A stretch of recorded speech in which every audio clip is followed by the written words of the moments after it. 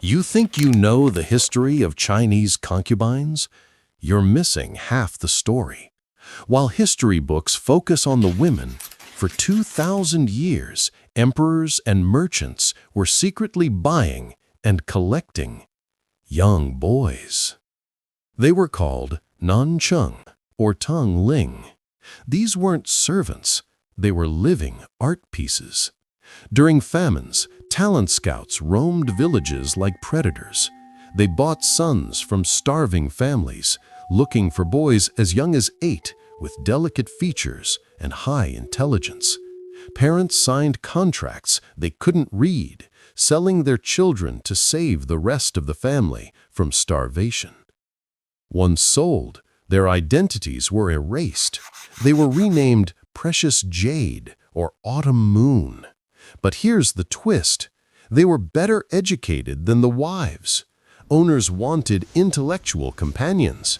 These boys had to master poetry, politics, and music. But don't let the silk robes fool you. They lived in luxurious prisons, constantly pitted against each other in a deadly Hunger Games for their master's affection. It went all the way to the top. The famous cut-sleeve story? That was Emperor Ai.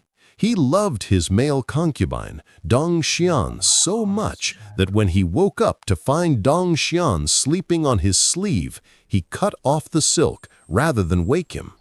Dong Xian rose to massive power, but the moment the emperor died, he was forced into suicide. That was the only way out. And that was the cruelest part. Female concubines could have children to secure their future, but male concubines?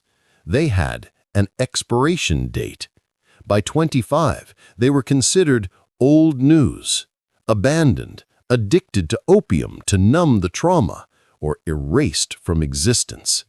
Even the monks and moral scholars who preached virtue kept them in secret. Modern history tried to bury this dark chapter to save face, but these weren't just footnotes.